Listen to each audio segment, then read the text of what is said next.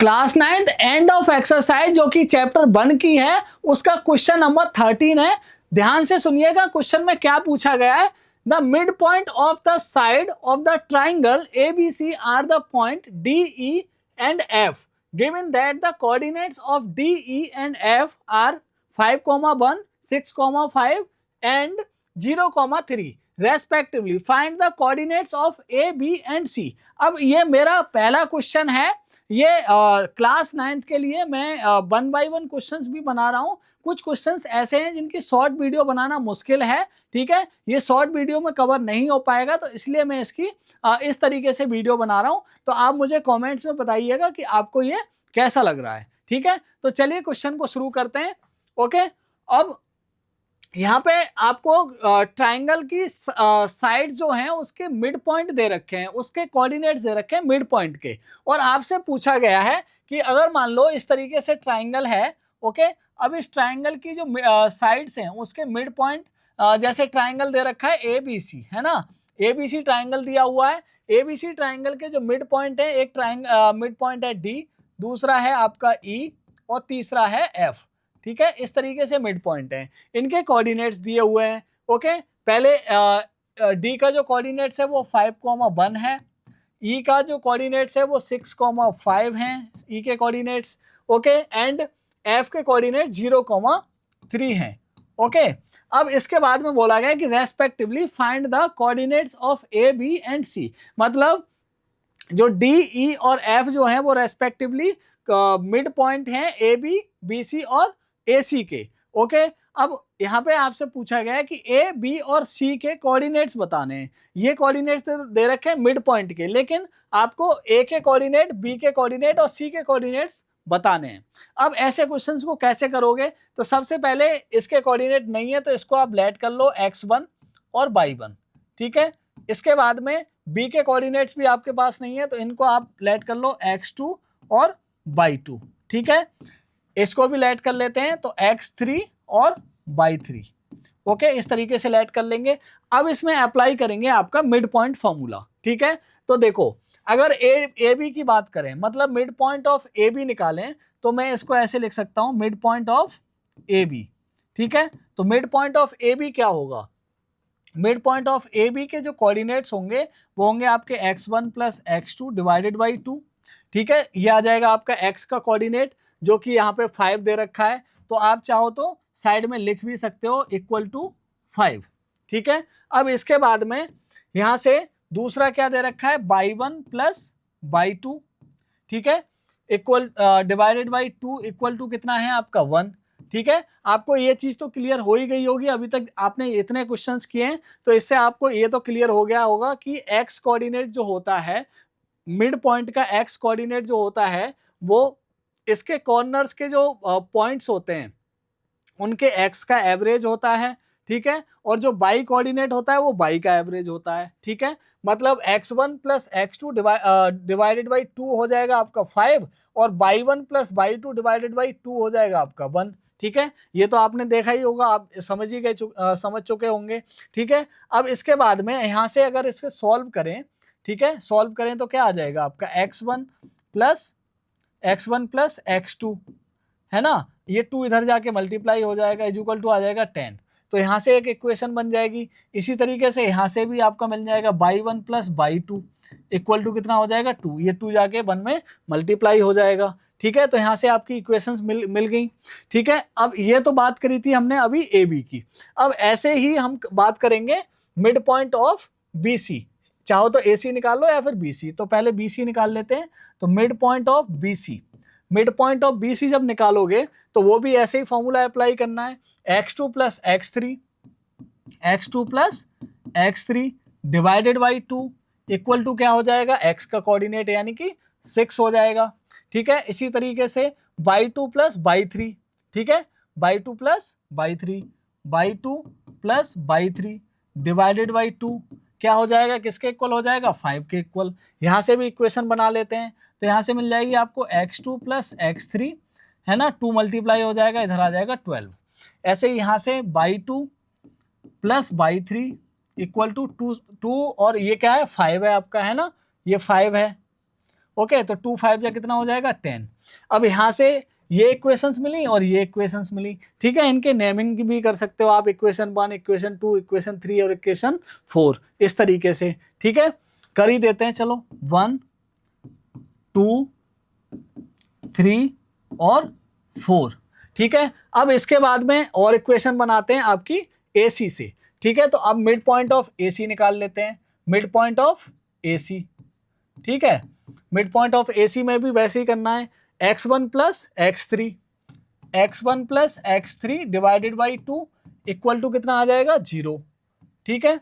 अब ऐसे ही y1 plus y3, y1 plus y3 divided by 2 equal to कितना आ जाएगा आपका 3, ठीक है। अब ये प्रैक्टिस के पर्पज से हैं, ये तो मैंने आपको कल बता ही दिया था कि ये प्रैक्टिस के पर्पज से हैं और आपकी नॉलेज को एनहांस करने के लिए हैं, ताकि आपको डीप नॉलेज मिल जाए, ठीक है। तो अब देखो इसके बाद में अब क्या होगा, अब यहां से इक्वेशन बना लो आप, तो x1 प्लस x3 और 2 का मल्टीप्लाई हो जाएगा 0 के साथ में, तो 0 आ जाएगा। इसके बाद में y1 प्लस y3 और 2 मल्टीप्लाई हो जाएगा 3 से, तो 6 आ जाएगा, ठीक है। अब इसको मान लो आप इक्वेशन 5 और इसको मान लो इक्वेशन 6, ठीक है। अब इतनी सारी इक्वेशन आपकी बन गई। अब आपको वैल्यूज निकालनी है x1 की, x2 की, y1 की, y2 की और x3 और y3 की, ठीक है। तो कैसे निकालेंगे, अब घबराने की वो कोई जरूरत नहीं है, आपको बहुत आसान लगेगा ये, अभी थोड़ी देर में देखिए आपको बहुत आसान लगेगा, ठीक है।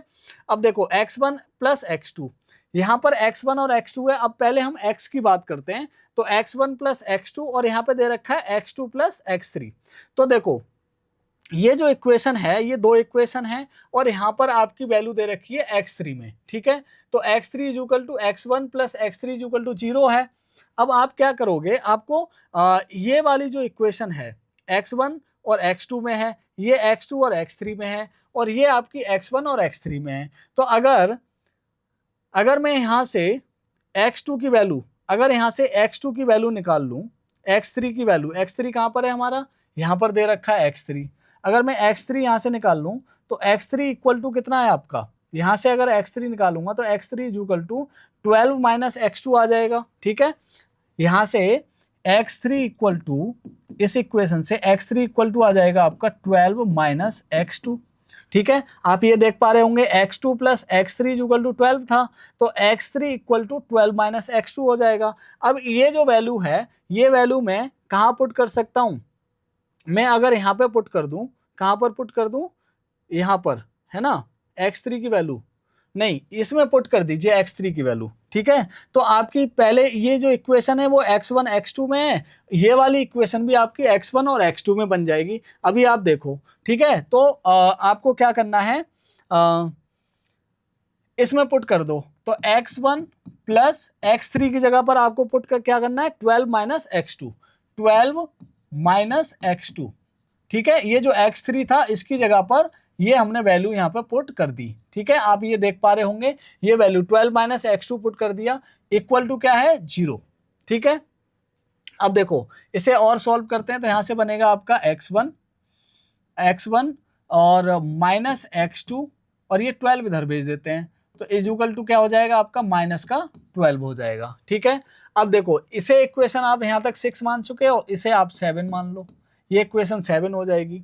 अब देखो ये x1 माइनस x2 है और ये x1 प्लस x2 है, इन दोनों इक्वेशन को सॉल्व कर लेंगे, ठीक है। तो इसको मैं पुट कर देता हूं, आप सारी चीजें लिख लेना, है ना, जिस तरीके से मैं कर रहा हूं उस तरीके से आपको लिख लिख के करना है। तो x2 इक्वल टू कितना हो जाएगा 10, ठीक है। अब इनको हम ऐड कर लेंगे, तो जैसे आप एलिमिनेशन मेथड करते हो, है ना, एलिमिनेट कर दो इनको, x2 से x2 को काट दो, तो क्या हो जाएगा 2x1 इज इक्वल टू कितना हो जाएगा आपका 10 और 12 को ऐड करेंगे तो माइनस का 2 आ जाएगा। तो x1 की वैल्यू कितनी आ जाएगी, x1 की वैल्यू आ जाएगी -2/2, तो ये कट जाएगा -1, x1 जो है वो आपका -1 निकल के आ जाएगा, ठीक है। अब इस x1 को आप पुट कर दो इसमें इक्वेशन नंबर 1 में, तो आपकी x2 की वैल्यू भी आ जाएगी, ठीक है। तो यहाँ पे पुट कर देते हैं x1 की वैल्यू, तो 1 प्लस x2 इक्वल टू कितना है 10, तो x2 की वैल्यू कितनी हो जाएगी आपकी 10 माइनस 1, तो x2 आ जाएगा आपका 9। ठीक है, तो देखो x2 भी आ गया। अब x1 x2 फाइंड आउट कर लिए। इसी तरीके से आपको क्या करना है, इसी तरीके से आपको क्या करना है, y1 और y2 फाइंड आउट कर लेने हैं, और ऐसे ही आपके x3 और y3 आ जाएंगे। तो चलिए करते हैं, सारे टेंशन मत लीजिए, सारी वैल्यूज को हम निकालेंगे। ठीक है, अब देखो, अब यहाँ पे हमने x1 और x2 निकाल लिए। अब इसके बाद हमें क्या निकालना है, अब और देखते हैं क्या निकल सकता है। ठीक है, अब हमारी इक्वेशन आप ध्यान से देखो, इक्वेशन x1 प्लस x2 में थी, है ना। अब ये y1 और y2 वाली जो है उसे निकाल लेते हैं, तो आपका y1 और y2 निकल आएगा। तो यहाँ पे आप देखो, ये वाली इक्वेशन है y1 और y2 में, है ना। y1 plus y2 equal to कितना है, 2, और ये है आपकी y2 plus y3 equal to 10 है, और यहाँ पर y1 plus y3 equal to 6 है। तो आप एक जगह से वैल्यू निकाल लो, y3 इक्वल टू y3 = 10 है, y2 प्लस y3 = 10 है, तो y3 की वैल्यू यहां से निकाल सकते हो आप। ठीक है, क्या निकाल सकते हो, y3। जैसे आपने यहाँ पे x3 निकाला था, वैसे यहाँ से y3 निकाल लो। तो y3 इक्वल टू कितना हो जाएगा, y3 इक्वल टू हो जाएगा आपका 10, ये वाला 10 और माइनस y2। ठीक है, अब ये जो वैल्यू है, ये वैल्यू आप कहाँ पुट करोगे, इस वैल्यू को आप पुट कर दो यहाँ पर। ठीक है, इक्वेशन नंबर 6 में, इक्वेशन नंबर 6 में आप पुट कर दो इसको।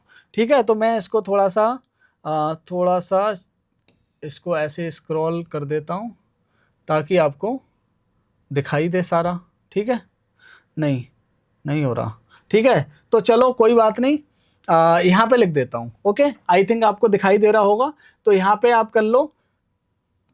ओके, अरे 1 सेकेंड, यहाँ पे कर लेते हैं, मैं इसको थोड़ा सा सेपरेट कर देता हूं।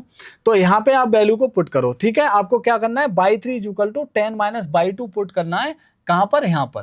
ठीक है, तो y1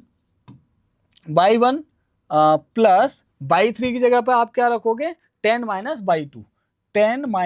y2। ठीक है, इक्वल टू कितना आ जाएगा, इक्वल टू आपका 6 है। ठीक है, अब देखो यहां से क्या निकल आएगा, y1 minus y2 equal to 6 minus 10। तो y1 प्लस प्लस नहीं है, minus y1 minus y2 equal to कितना आ जाएगा, 6 में से 10 जाएगा तो बचेगा आपका माइनस का 4।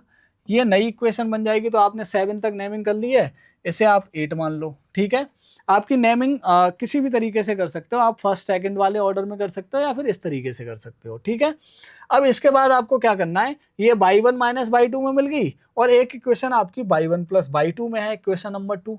तो यहाँ पे रख दीजिए y1 plus y2 equal to कितना है, 2। ठीक है, अब देखो यहां से आप सॉल्व करोगे तो क्या होगा, इनको ऐड कर लो, एलिमिनेट हो जाएंगे ये। तो ये हो जाएगा आपका 2y1 इक्वल टू -4 और 2 कितना हो जाएगा, -4 प्लस 2 माइनस का 2। तो y1 की वैल्यू आ जाएगी आपकी -1। y1 -1 आ गया, y1 को आप पुट कर दो, किस में पुट करोगे, इक्वेशन नंबर 2 में पुट कर दो। तो यहाँ से -1 प्लस y2 इक्वल टू 2। तो y2 की वैल्यू कितनी आ जाएगी, यहाँ पर आपने -1 रखा था, तो y2 इक्वल टू 2 प्लस 1, तो y2 इक्वल टू आ गया 3। तो देखो y1 y2 और x1 और x2 अब इतने सॉल्व कर दिए। अब देखो इसके बाद में आपको क्या करना है, अब सॉल्व करना है आपको x3 और y3 को।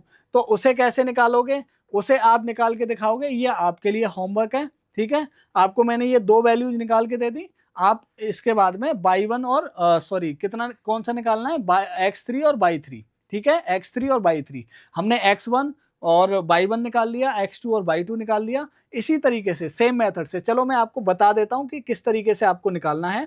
ठीक है, देखो अभी तक हमने वैल्यूज को पुट करा था, है ना।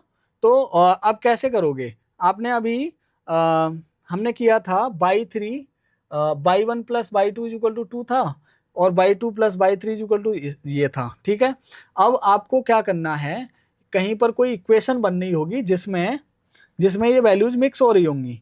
जैसे कि यहाँ पर x2 plus x3 equal to 12 है, x2 प्लस x3, है ना, x2 plus x3 equal to 12 है, और x2 की वैल्यू आपके पास है, x2 की वैल्यू आप पुट कर दो, x2 की वैल्यू यहाँ पे पुट कर दो तो आपकी x3 की वैल्यू आ जाएगी, सिंपल, ठीक है ना, x3 की वैल्यू आ जाएगी। ऐसे ही आपको y3 निकालने के लिए आप y2 की वैल्यू पुट कर दो तो y3 की वैल्यू आ जाएगी। निकालना ही नहीं है, ये तो बहुत सिंपल है, चलो मैं ही निकाल देता हूँ, ठीक है। आपको क्या करना है, ये इक्वेशन जो है x2 plus x3 equal to 12 है और x2 की वैल्यू आपके पास आ गई। x2 की वैल्यू कितनी है 9, ये वैल्यू इसमें कर दो, इक्वेशन 2 में रख दो, ठीक है। तो 9 प्लस x2 की जगह पे 9 आ गया, x3 इक्वल टू कितना हो जाएगा आपका 12, ठीक है। देखो कितना इजी हो गया, x3 इक्वल टू कितना आ जाएगा आपका 9 इधर चला जाएगा, 12 माइनस 9 कितनी वैल्यू आ जाएगी 3, ठीक है। तो x3 की वैल्यू आपकी 3 निकल के आ गई, x3 आपका कितना निकल के आ गया 3। अब क्या निकालना है y3, ठीक है। तो y3 के लिए आप क्या करोगे, कहीं पर बन रही है इक्वेशन, यहाँ पर बन रही है y2 plus y3 equal to 10 है, ठीक है। y2 plus y3 equal to 10 है। तो आपको y2 की वैल्यू पता चल चुकी है, y2 की वैल्यू कितनी थी 3, यहाँ पे पुट कर दीजिए, ठीक है। तो मैं इसको कहाँ सॉल्व करूं, ठीक है, ये जगह खाली है, मैं यहाँ पे सॉल्व कर देता हूं, ठीक है। तो देखो आपके पास y2 plus y3 equal to कितना है 10, यहाँ पर y2 की वैल्यू पुट कर दीजिए। y2 कितना निकल के आया था, y2 हमारा 3 था, 3 प्लस और y3 इक्वल टू कितना है 10, तो y3 कितना आ जाएगा 10 माइनस 3, y3 इक्वल टू हो जाएगा 7, ठीक है, खत्म कहानी, ठीक है। तो सारी वैल्यूज आपने निकाल ली, बहुत सिंपल था क्वेश्चन, इजी था, बस आपको एक प्रैक्टिस हो रही होगी कि किस तरीके से आपको सॉल्व करना है, ठीक है। तो ऐसे ही क्वेश्चंस आएंगे आपके, कॉम्पिटेंसी बेस्ड क्वेश्चंस हैं ये, ठीक है। तो आशा करता हूं कि आपको समझ में आया होगा और इसी तरीके से और आप चाहते हैं कि और क्वेश्चंस की मैं वीडियोस बनाऊं तो मुझे कमेंट्स में ज़रूर बताइएगा कि किस तरीके की वीडियोस आपको चाहिए। Thank you.